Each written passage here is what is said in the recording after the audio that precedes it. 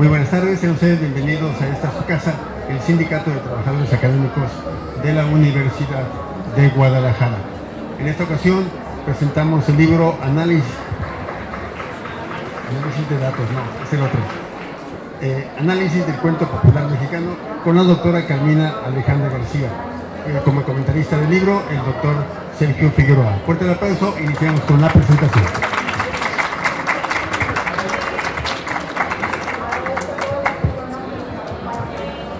Bueno, muchas gracias a la doctora Carmina por esta invitación, por su confianza para leer este importante trabajo, que recopila pues trabajos de compañeros, alumnos y colegas, ¿no? de la UEG. Entonces para mí es un honor presentar este libro porque resulta un estudio importante donde se rescata el cuento popular mexicano y se abordan análisis muy particulares sobre este género tan olvidado. Además, como señala la doctora Carmina en su estudio preliminar, no hay análisis sobre este tipo de relatos, o si los hay, son muy escasos.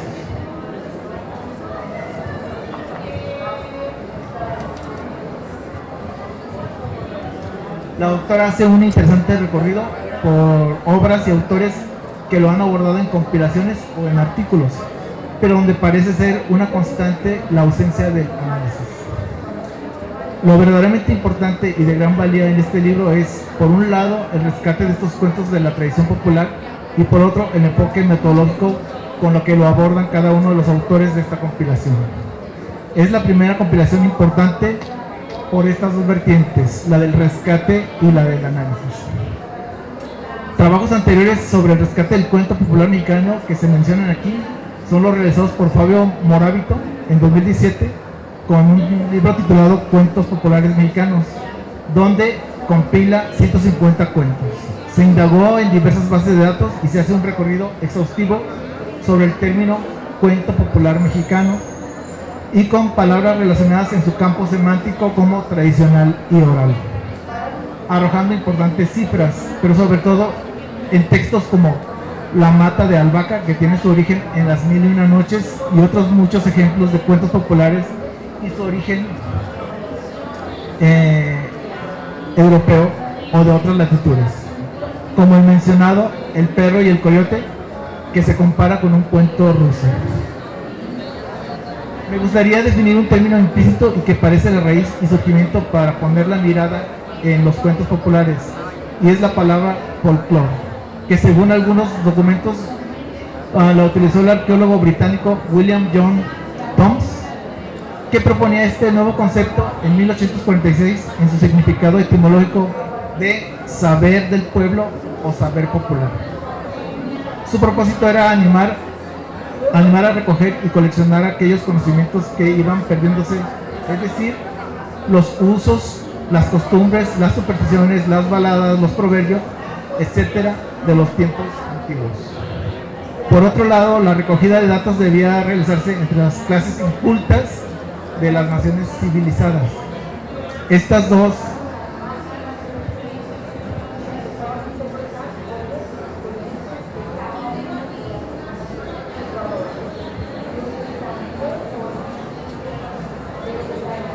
características, el interés por las manifestaciones tradicionales de la que son portadoras los cuentos, las clases populares, se convirtieron en las dos constantes más significativas de la historia de la disciplina folclórica.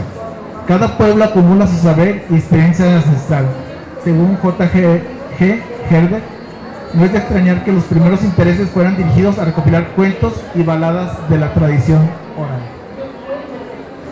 Entonces, desde el punto de vista del folclore, la denominación cuento popular se refiere a aquellos relatos que presentan una estructura narrativa más o menos compleja, que se sitúan en un mundo imaginario y que se han transmitido oralmente de una generación a otra. Los cuentos populares, desde la óptica del folclore, son narraciones que presentan variación, que tienen una existencia múltiple y que forman parte de la tradición de una determinada cultura, en nuestro caso de la cultura mexicana. Además, por lo que respecta a su realización, constituyen una forma artística de comunicación en la cual emisor y receptor interaccionan de forma directa. Aunque la forma de transmisión de estos relatos es oral, en no pocas ocasiones los cuentos populares han sido fijados o inmovilizados a través de la escritura. Así, las colecciones de cuentos populares de Jean-Baptiste Basile, que era un napolitano, que antecede a los tiempos de Perrault o de los hermanos Grimm, constituyen un ejemplo del interés habido en el pasado para divulgar estos relatos a través de libros. Interés que se ha mantenido hasta nuestros días y que ha dado lugar a nuevas colecciones de cuentos populares. Y digamos, la muestra es este libro con su importante rescate y difusión a través de los cuentos populares que diseccionan estos importantes académicos de nuestra alma mater.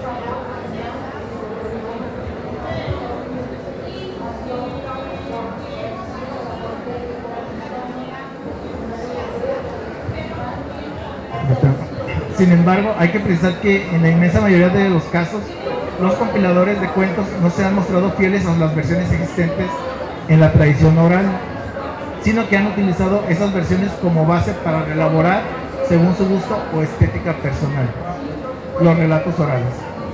El resultado de dicho proceso ha sido el de proporcionar un producto más literario que folclórico. Digamos entonces que el cuento popular va ligado a las formas literarias orales, a los mitos, a las leyendas, y sus raíces son antiquísimas.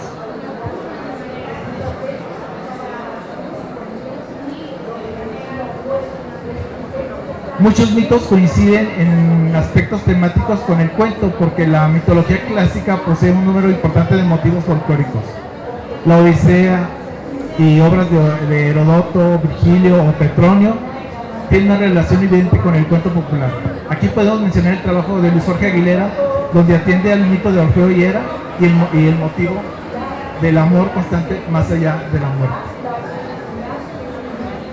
Citando otra vez a la doctora Carmina, a través de su introducción, que dice, cito: el objetivo general de este libro es presentar un conjunto de propuestas de análisis del cuento popular mexicano. Dichas propuestas analíticas corresponden a diferentes enfoques como el literario, antropológico, histórico, tradicional, oral y cultural. El estudio científico del cuento popular se dio en estrecha relación con la lingüística durante la primera mitad del siglo XX, a través de la escuela de los formalistas rusos, con su estudio a los cuentos maravillosos, como es el ejemplo de la morfología del cuento de Proust, y que aquí tenemos el trabajo de la doctora Tere Orozco y del estudiante Jesús Emiliano. ¿Perdón? Esto es una muestra de lo antes mencionado, ¿no? Los otros participantes que aportan con diferente abordaje teórico metodológico son Alejandro Quesada Figueroa, que atiende con su análisis histórico sobre el volcán Matlalcueyot, con el que propone una forma de acercarse al pasado y acceder al conocimiento histórico. Luz Eugenia Aguilar González y Luis Alberto Pérez Amezcua centran su análisis en la construcción literaria del diablo, uno de los principales temas de la literatura fantástica. Víctor Manuel Bañuelos Aquino analiza al carretero de la muerte a partir de la tradición oral y de la historia de las religiones. Giovanni Escareño Dávalos nos habla del periomorfismo, centrándose en ideas de los nahuas y tzotzales y su caracterización de los personajes, la estructura, la trama y objetos humanos. Carmina Alejandra García Serrano aborda la caracterización de los personajes en el cuento popular Chol, el manjar de los brujos. Dicha caracterización está asociada a su función dentro del sistema cultural, con la finalidad de evitar romper la prohibición de comer carne humana.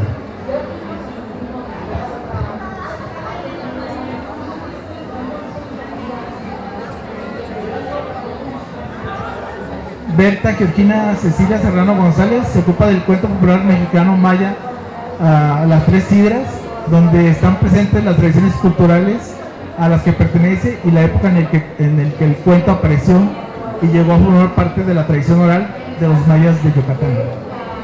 Y finalmente, Irán Osiris González Carmona nos habla del maltrato animal en dos cuentos jaliscienses, donde detecta similitudes entre ambos textos a pesar de la distancia espacio-temporal que los separa. Bueno, cito a estos autores, a todos los autores, pero con su abordaje cada propio metodológico, ¿no? No todos utilizan el mismo método, sino que el abordaje es distinto, y eso es loable para ustedes. Esta publicación es necesaria, considero yo, para profesores y estudiantes, pues es una gama de acercamientos metodológicos que nos sirven como ejemplo para ponerlo en práctica en nuestros trabajos académicos y de difusión de un género casi olvidado, el cuento popular mexicano. Muchas gracias. Invito a que lo compren y a que lo lean. Doctora. Hola, hola. Bien, bueno, este libro, ya llegó otra de las autoras. Este libro considero yo que es importante por el hecho precisamente que mencionaba el doctor Sergio Figueroa, de que aborda el cuento popular, el cual ha estado, digamos, olvidado, ¿verdad? Un poquito, porque no ha sido analizado. Si bien Fabio Moravito hizo esta compilación, y la virtud de esa compilación que hace Fabio Moravito es precisamente fijar de manera escrita estos cuentos orales que han ido pasando de boca en boca por la tradición, y a veces les van añadiendo ciertas cosas, a veces las van perdiendo, pero hay veces también que precisamente porque en algunas comunidades ya no se valora tanto la tradición, es que también están en peligro de perderse. Entonces ahí se agradece que Fabio Moravito haya hecho la compilación, y la virtud de los académicos, estudiantes y profesores del CUCS que participaron elaborando cada uno de los capítulos es precisamente convertir estos cuentos en objeto de análisis, ¿sí?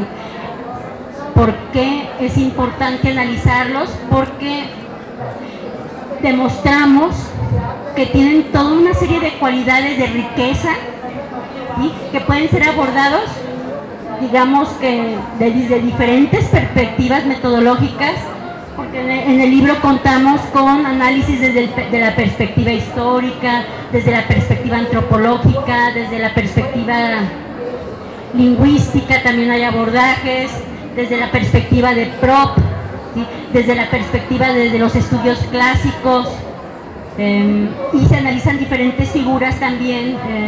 Ahorita me viene a la mente el análisis que hizo la doctora Luz Eugenia Aguilar con Luis Alberto Pérez Amezcua, que es de la figura del diablo, ¿sí?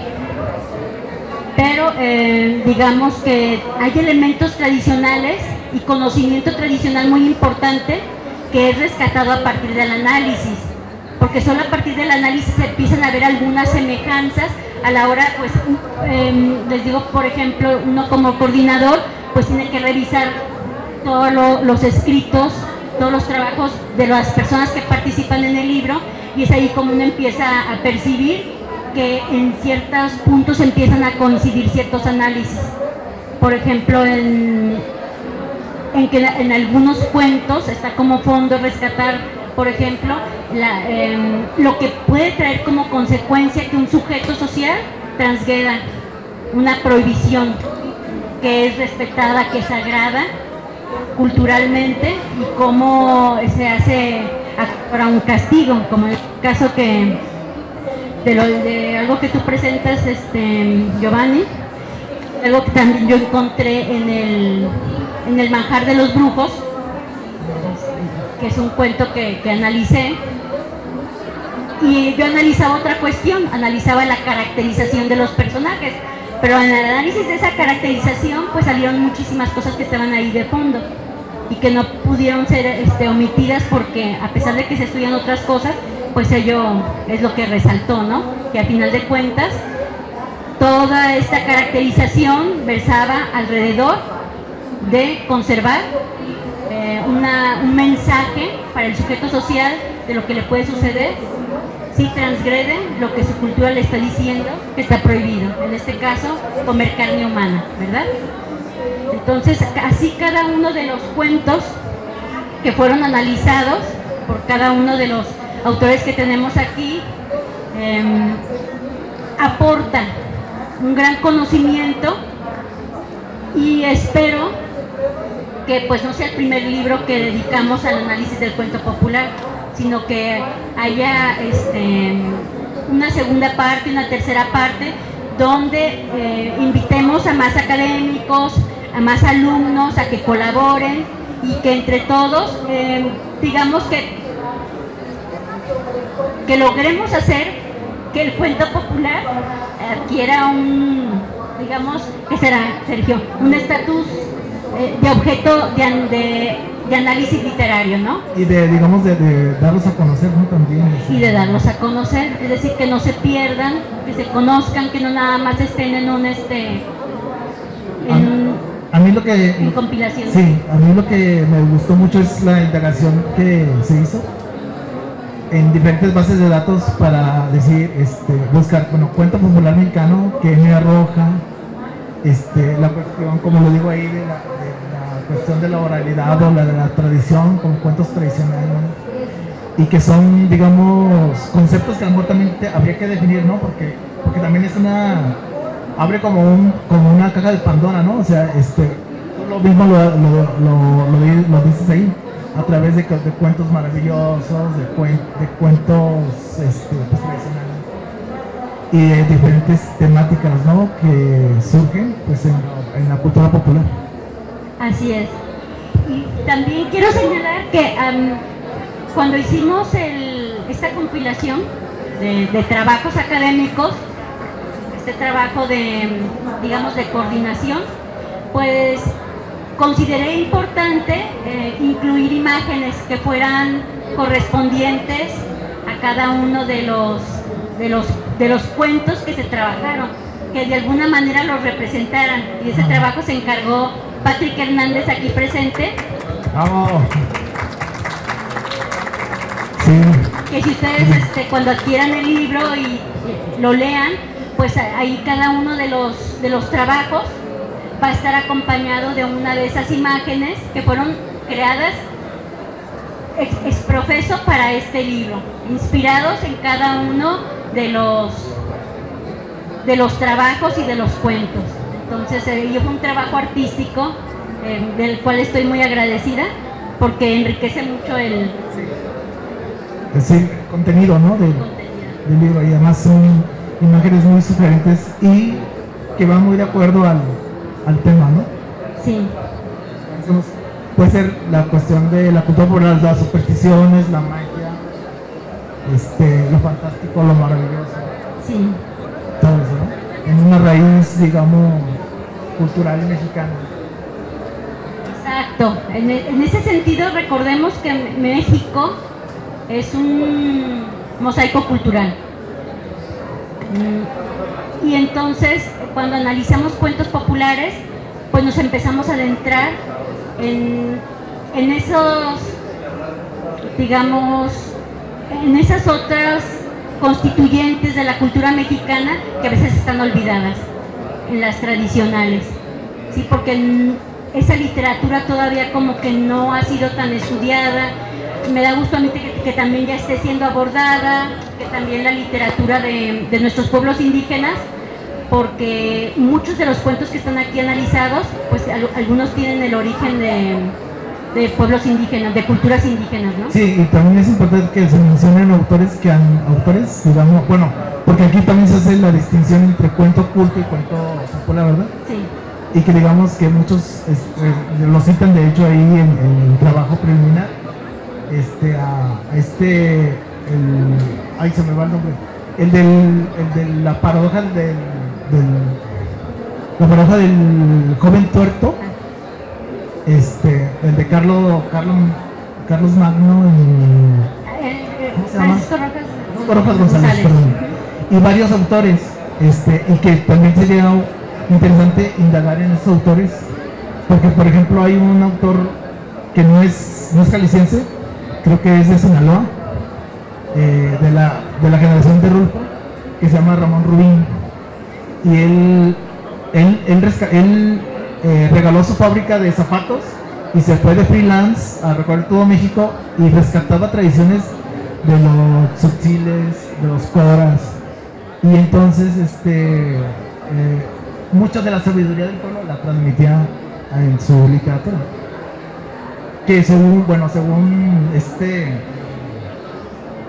no traigo el Alzheimer a todo, no me acuerdo de los nombres, pero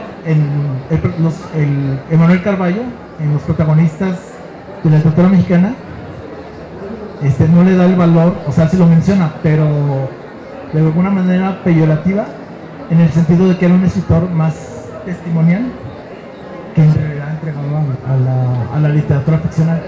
Pero yo creo que es un gran mérito para él.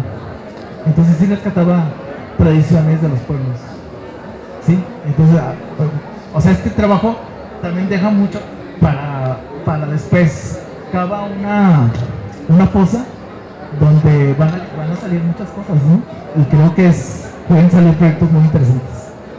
Sí, los invitamos a leer el libro, a comprarlo, lo tienen también a la venta. La editorial es la de la Universidad de Guadalajara, nuestra máxima casa de estudios, ¿verdad? Y no sé, ¿qué tiempo tenemos? ¿Qué horas son? 4:21. Es que me gustaría que cada uno de los autores, ¿verdad? Sí.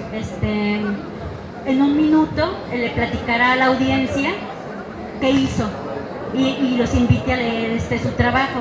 Entonces, si pudiera pasar de uno en uno, porque aquí máximo pueden pasar 4 personas al frente. ¿Tú eres el primero, Luis Jorge?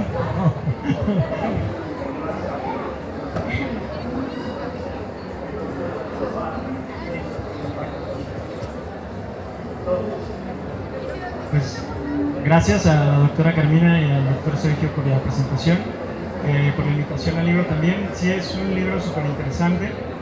Para mí supuso un reto porque no estoy familiarizado con el análisis del cuento, pero bueno, pude asumir el reto. Y para mí el trabajo justo fue como ubicar este problema que ahora ustedes están abordando. ¿Dónde estaba registrado el cuento, no? Porque era una leyenda que me habían contado del Panteón de Belén. Yo me sabía como de memoria, ¿no? Un panteón tapatío. Y me costó mucho trabajo ubicarla escrita, ¿no? Había algún artículo de periódico y finalmente ya como cuento apareció, ¿no? La podrán ver si todavía pueden visitar el Panteón de Belén, los que son de Guadalajara, los que no pues pueden ir. Hay unas cruces que están labradas juntas con una guirnalda y a partir de ahí se desprende la leyenda de un amor imposible, como Romeo y Julieta un poco, ¿no? Pero en su versión tapatía, de unos novios que no dejaban estar juntos y hasta en la muerte pueden estar juntos, ¿no? Entonces de ahí lo proyecto a la tradición áurea, ¿no? Al siglo de oro con algún poema de Quevedo y bueno, el tópico latino es el amor post-mortem, ¿no? Pues es eso, más bien leanlo porque sí son cuentos muy interesantes. Agradezco muchísimo a la ilustradora, también me encantó su ilustración, o sea, es un lujo tener ilustraciones originales para un libro, es la primera vez que me pasa a mí. Pero sobre todo quiero agradecer a la doctora Carmina porque en 2014, hace 10 años, la primera vez que publiqué un artículo fue en un libro de ella. Y este libro también tiene estudiantes. La doctora Carmina tiene la visión siempre de incluirnos a los estudiantes. Bueno, a mí hace 10 años, ahora otros 2 estudiantes, como tiene ese ojo para ver el talento en los estudiantes que están aquí también. Y pues nos da una oportunidad de proyección de la vida, la verdad. Le agradezco sobre todo a ella por este libro. Pues gracias. Gracias.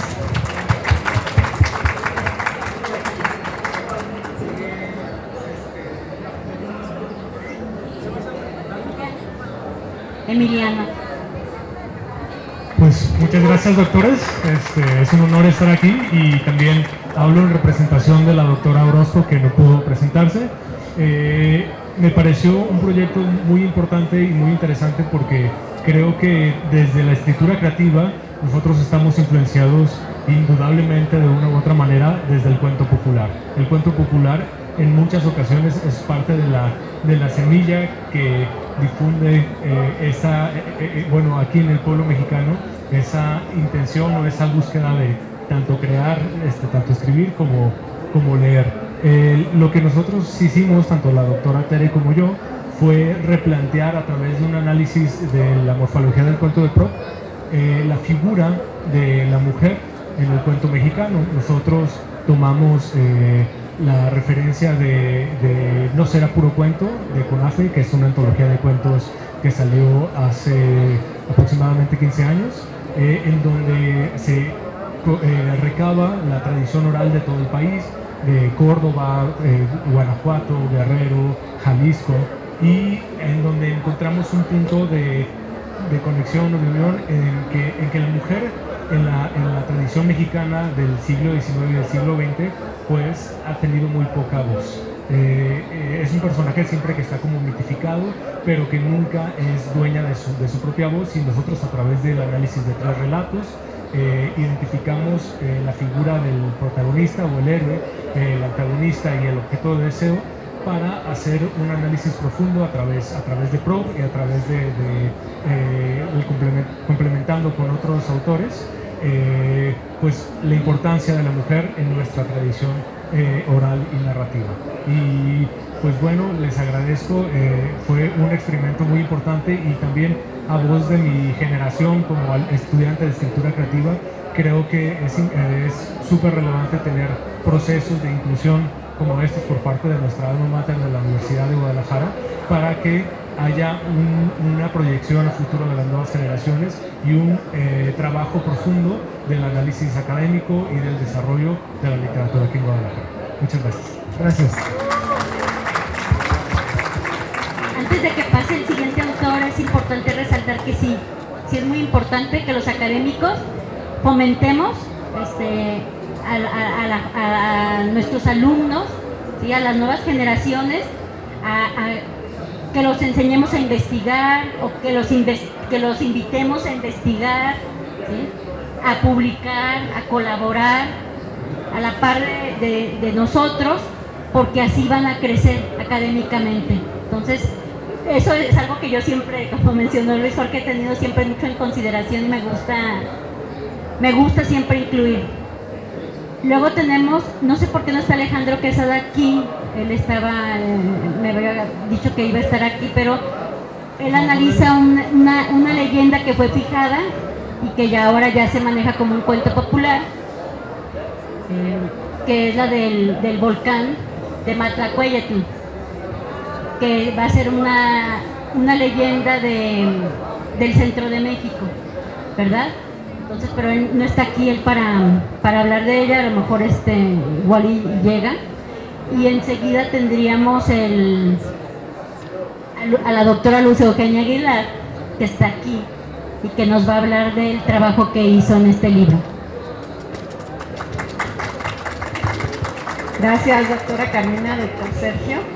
Bueno, pues el trabajo que hicimos el doctor Luis Alberto Pérez Amezcua de Cusuri y yo fue sobre la figura del diablo, y lo que empezamos a rescatar es como tejer el hilo de dónde viene esta figura del diablo dentro de la literatura.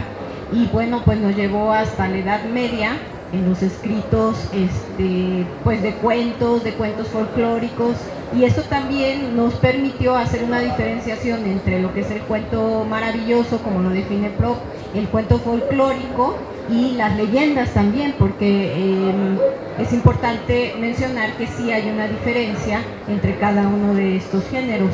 Entonces empezamos a ver cómo la figura del diablo aparecía de diferente manera en los escritos europeos que en los escritos populares mexicanos. Entonces, posteriormente nos fuimos a las leyendas y a los cuentos populares mexicanos, y nos dimos cuenta del sincretismo que aparece en todos ellos. Entonces, como nuestra cultura es sincrética, pues encontramos la figura del diablo desde esta perspectiva europea, pero también la figura del diablo desde la perspectiva indígena principalmente. Y esto nos permitió pues llegar a estas conclusiones de textos totalmente sincréticos en la mayoría de los casos. Y bueno, pues ahí empezamos a configurar cuáles serían las características similares y las características distintas dentro de este tipo de textos. Y eso es más o menos lo que nosotros aportamos. Y bueno, muchas gracias, doctora Carmina, por haberme invitado a participar en este texto. Y muchas gracias a ustedes por escuchar y ojalá que sí puedan leer todos los textos, estoy segura, están muy interesantes y bueno, aportan. Y lo que decían también es bien importante de cómo integrar a los estudiantes dentro del proceso. Aquí tengo a 2 estudiantes míos que fueron mis asistentes y ahora pues ya son doctores, maestros y bueno, al rato vamos a escuchar a Enrique, ¿no? Entonces también eso es muy gratificante, ¿no? Ver a los estudiantes cómo crecen y cómo después pues superan a los maestros. Muchas gracias.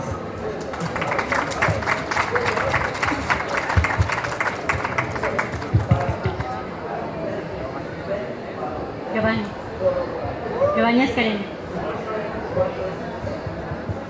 Hola, buenas tardes.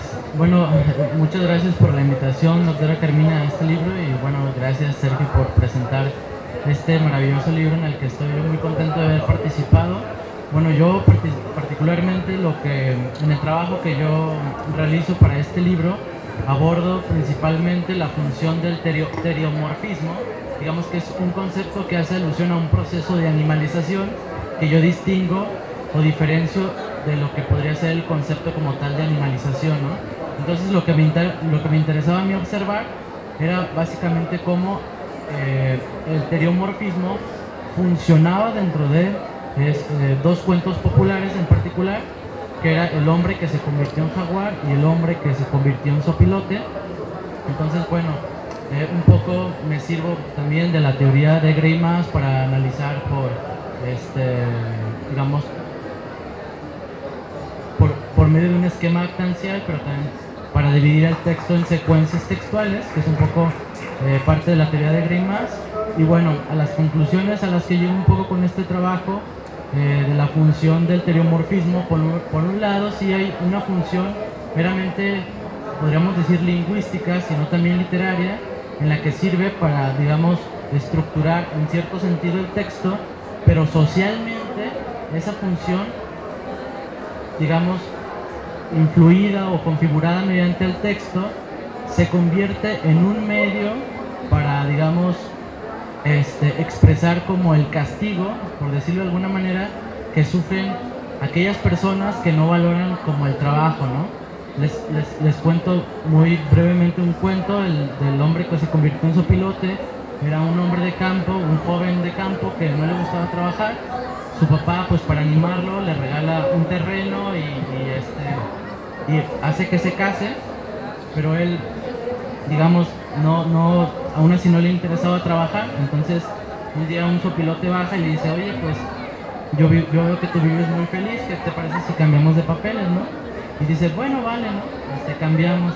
Entonces ya el hombre convertido en zopilote cree que lo único que tiene que hacer en su vida es volar y volar, y cuando se convierte en animal se da cuenta que no, que también tiene que buscarse el sustento para vivir, ¿no? Entonces es un poco con lo que yo analizo del teriomorfismo, esta función no solo textual o literaria, sino también social, ¿no? Entonces, bueno, esto sería todo y reitero mis agradecimientos. Gracias.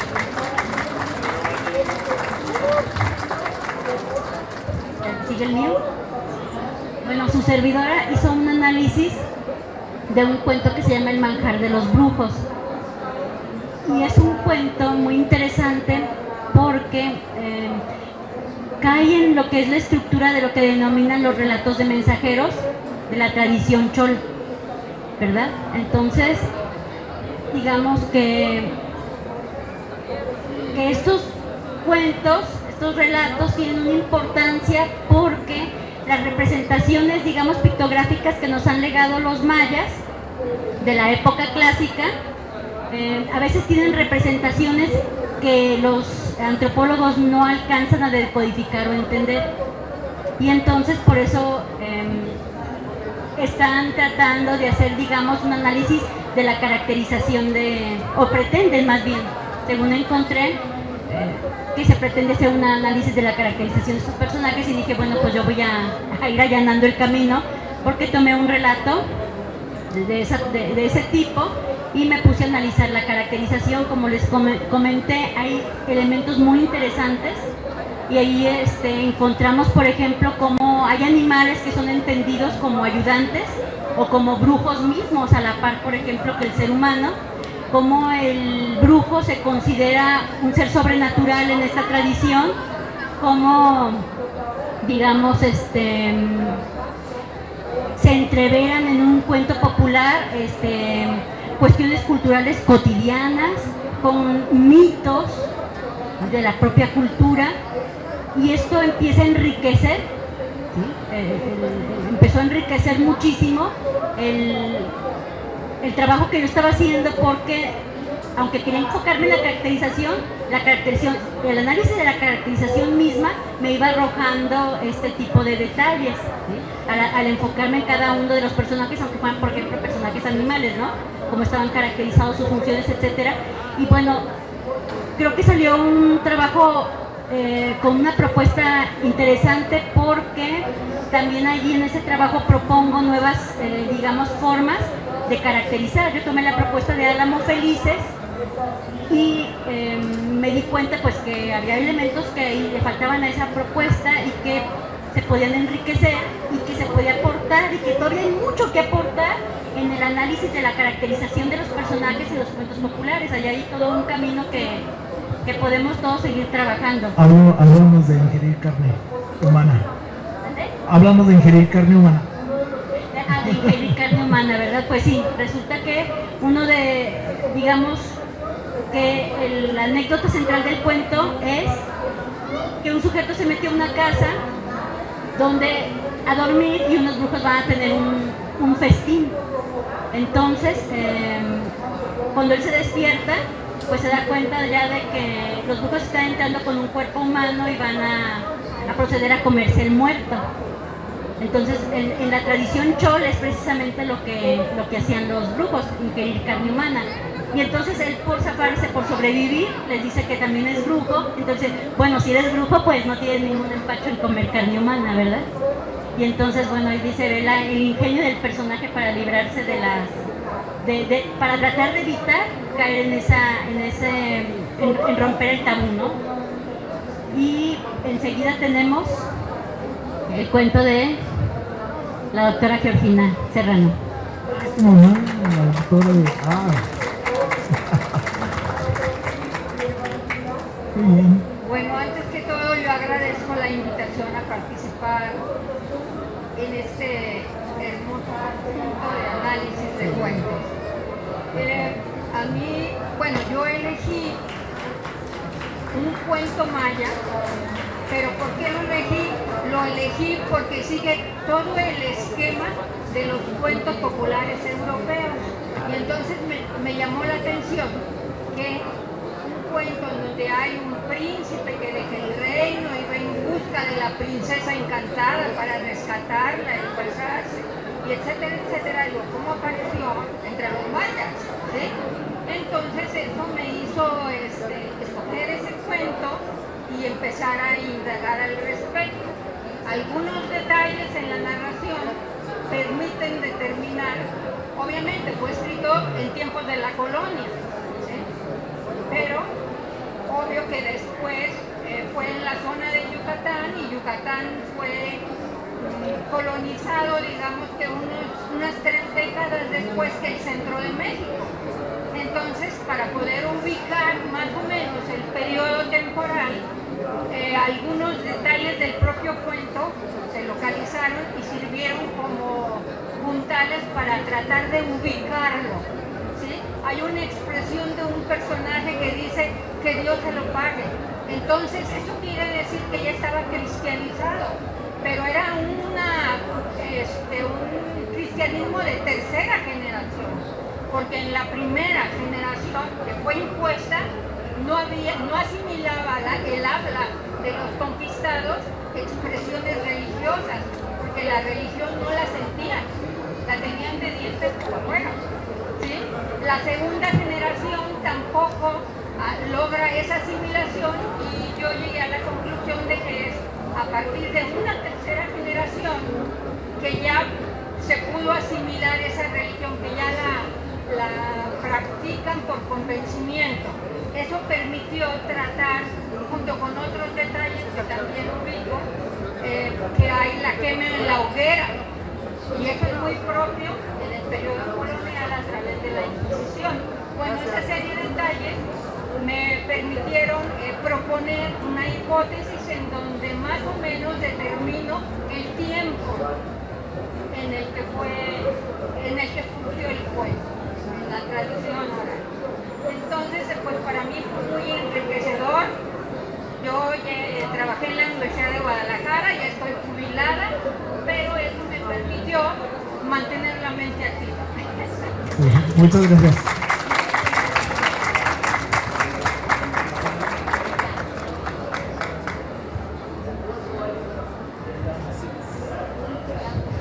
Hola, buenas.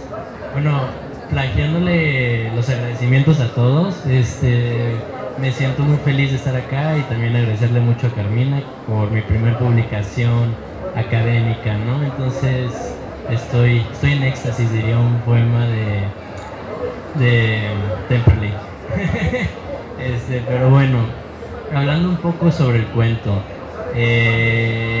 sobre el análisis, yo me confundí y justo voy a eso, ¿no? Alguien alguna vez me dijo que hago conexiones medio raras. A partir de eso, una conexión medio rara sucedió y me presentó aquí el maestro Luis Jorge el texto del rizoma, ¿no? De Lucy Guattari.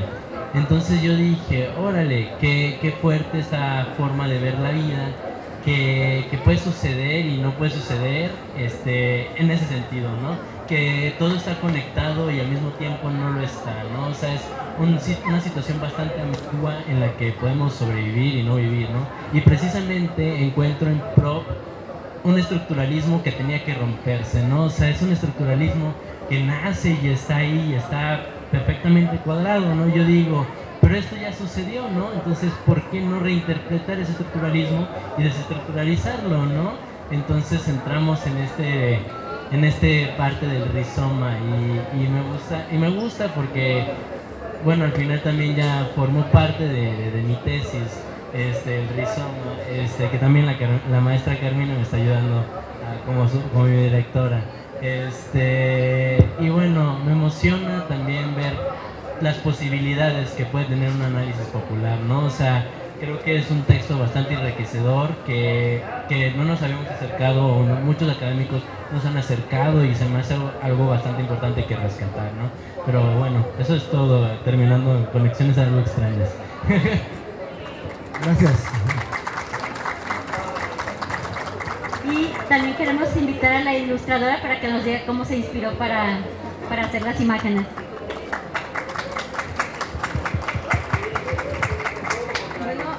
Bueno, hola.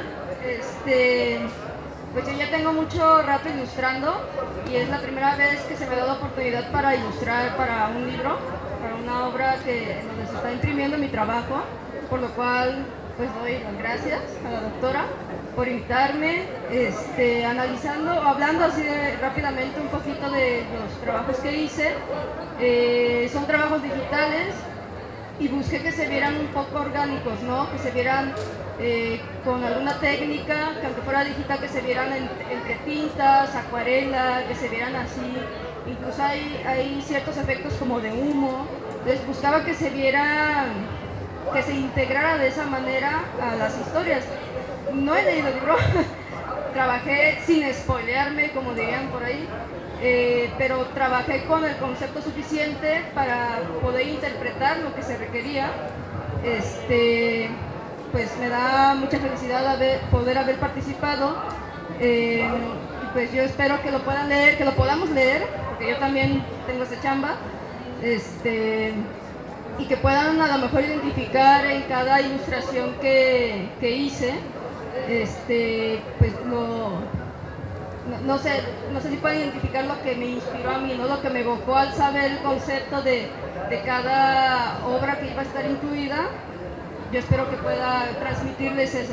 Muchas gracias. Gracias. ¿Tenemos tiempo? ¿Cuánto tiempo les llevó el proyecto desde la idea y la recopilación de análisis para la publicación? Y el tiempo de la publicación, pues. No, pues llevó un año. Porque lo revisamos en una reunión del libro, ¿no? Sí. llevó un año, primero concebir la idea, fue el primer trabajo, ¿no? Pensar en qué, en cómo podría, yo ya tenía la idea del cuento popular, de que teníamos que ya presentar análisis de, pues para visibilizarlo, ¿verdad? En el ámbito académico. Entonces, dije, pues está entre que yo haga un libro yo sola o algo más enriquecedor, que vengan otros académicos y que también den sus puntos de vista sobre el cuento popular, que me parece que fue la idea más adecuada, ¿verdad? Porque tenemos, el libro cuenta con diferentes perspectivas, diferentes metodologías, diferentes enfoques en todos los sentidos, diferentes tipos de cuentos de todas partes del país, y eso lo hace muy rico, ¿no? Entonces viene la invitación a los académicos y a algunos estudiantes, y bueno, ustedes saben que siempre hay personas que por alguna razón pues no pueden entrar al proyecto. Pues, hubo 2 personas que no entraron al proyecto, pero los demás están aquí presentes. Fue un honor trabajar con todos ustedes. La verdad es que la primera maravillada con el trabajo de los autores pues fui yo, ¿verdad? Porque al estar organizando, estar revisando estos trabajos, yo aprendí de cada uno de ellos. Entonces yo fui la primera, yo ya lo leí muchas veces porque hay que estarlo revisando, corrigiendo, etcétera. Entonces, pues yo conozco bien el trabajo de todos los que están aquí presentes y aprendí mucho de ustedes. Fue, la verdad, una maravilla, ¿verdad? Porque uno, aunque sea académico y ande trabajando uno lo mismo, pues no lo hace de la misma manera. Entonces siempre aprendes de los colegas, aprendes de, así como aprendes de tus estudiantes, que yo aprendo mucho siempre de mis estudiantes, pues también aprendo de mis compañeros. Siempre hay que tener esa como actitud, ¿no? De estar abierto, porque hay tanto que saber, hay tanto que aprender, hay tanto que nos pueden dar todos los que están aquí presentes y todos nuestros compañeros y alumnos que tenemos en los diferentes centros universitarios, que esta apertura es lo que nos permite crecer como académicos, ¿no, Sergio? Pues muy buena idea trabajar sobre el cuento popular mexicano, que como digo, pues estaba como olvidado, ¿no? O sea, como que no hay, y tú misma lo dices en tu introducción preliminar, ¿no? Que casi no hay abordaje analítico, y eso permitió que estas perspectivas que abordaron fueran pues muy interesantes sobre el cuento popular. Sí, y algo que platicó Sergio cuando estaba presentando el libro es que al principio pues aparece un estudio preliminar de autoría de su servidora, donde pues se ve cuál es la definición de un cuento popular, cómo se ha estudiado, y ahí es donde pues se queda de manifiesto que hace falta trabajarlo, que hace falta estudiarlo, que hace falta que los académicos lo voltemos a ver como un objeto de estudio, porque metodologías manejamos, no solamente los que somos docentes, los que somos investigadores, sino que nuestros alumnos a los que preparamos también ya dominan metodologías y análisis, ¿verdad? Entonces también pueden contribuir a enriquecer el análisis del cuento popular. Como les digo, es la primera entrega, pero esperemos que a futuro tengamos más entregas donde puedan participar más compañeros y más estudiantes, ¿verdad? Pues sí, es una semilla que nos deja la invitación para trabajar, ¿no? Y abordar pues otras historias, otros cuentos populares, ¿verdad? Sí. Queda la no se agota, pues. No, las semillas del análisis de los cuentos populares creo que es una semillita que acabamos de plantar, pero que tiene para muchos años de trabajo. Pero es un buen inicio. Y finalmente, yo quiero agradecer primeramente a todos los que participaron en el libro. Gracias. Gracias por sus aportaciones, gracias por que me permitieron aprender de ustedes, y nos van a permitir a todos los que tengan el libro aprender también de lo que hicieron. En segundo lugar, quiero agradecer muchísimo con todo mi corazón a mi querido amigo Sergio Figueroa por un que aplauso gracias. a nuestro presentador No, nada que agradecer. por la presentación del libro. La verdad te agradezco mucho el haber pensado en mí Fuiste el primero Para- que se me vino a la mente. Yo dije, tiene que para presentarlo. este importante proyecto que me gustó mucho, la verdad. Y Víctor Bañuelos Aquino, que no pudo estar aquí. Ah, sí, cierto, Víctor. Y que no se nos olvide mencionar su trabajo, no Sí. quiero que se nos olvide. Víctor ahorita tiene que estar en el Vaticano porque tiene allá un compromiso académico, pero él tiene un análisis muy interesante un relato popular, Del carretero. El carretero de la muerte. De la muerte. Está muy interesante porque también empieza a estudiar cómo, pues, las influencias europeas que tiene esta tradición aquí en México, ¿no? Y que también fue nuestro alumno, ¿no? Y que fue nuestro lo alumno hemos visto también. crecer como a Como Luis Enrique, como Luis Jorge. a Enrique, Ah, así es. A Giovanni. a Giovanni, Sí. a Emiliano. Sí, a Emiliano también. Ajá, Ajá. sí. Entonces, teníamos es que muy bueno, rescatar eso es muy el bueno. trabajo de Víctor. Sí, Y por último, agradecer a todas las personas que están aquí presentes, que vinieron a la presentación. Muchísimas gracias. Porque este libro, pues, fue escrito para ustedes, para que ustedes lo disfruten. Entonces, ojalá que les guste. Y bueno, no, seguramente sí. muchas gracias. Y no se vayan porque tenemos ahorita la presentación del libro de metáforas conceptuales. Bueno, pues agradecemos la presencia de la doctora Carmina Alejandra